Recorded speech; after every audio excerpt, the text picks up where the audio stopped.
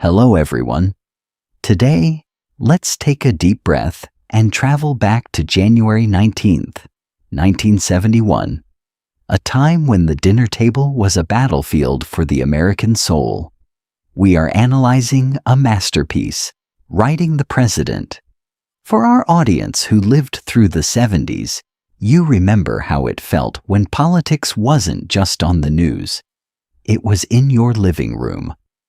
Archie Bunker, the king of 704 Hauser Street, is about to discover that his son-in-law, the Meathead, has done the unthinkable. He has criticized President Richard Nixon.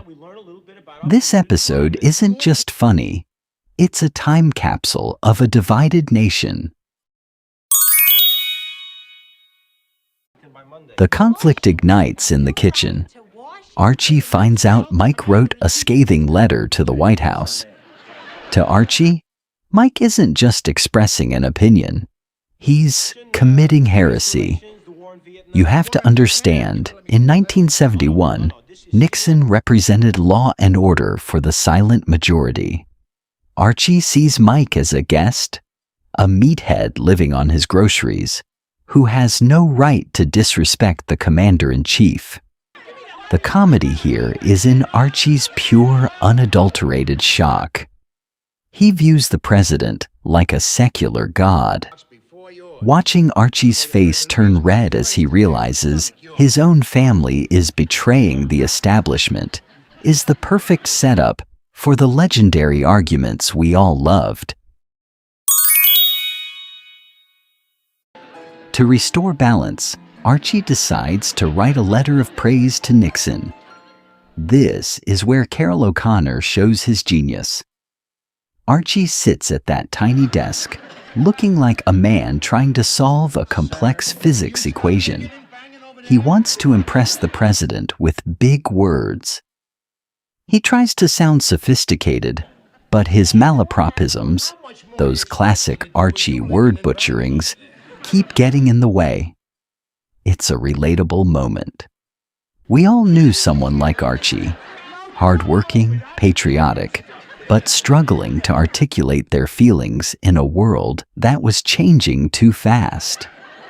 The tension between his love for country and his limited vocabulary creates comedy gold that still works 55 years later. Amidst the shouting, there is Edith. "Oh, Archie!" she cries. While Mike and Archie are debating the fate of the nation, Edith is just trying to make sure the roast doesn't burn.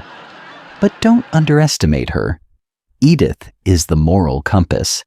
She asks the so-called stupid questions that actually reveal the absurdity of the men's ego. In 1971, many American households were being torn apart by these exact same political arguments. Edith represents the glue that kept families together. She didn't care about Nixon's policies. She cared about the silence of the dinner table.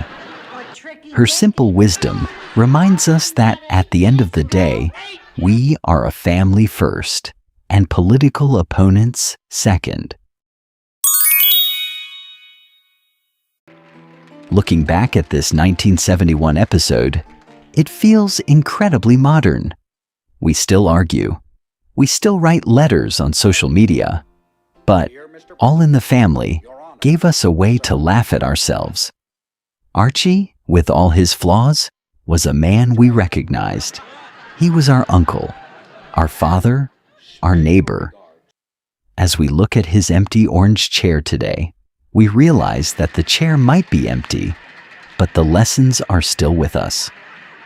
What did you feel when you first saw this episode?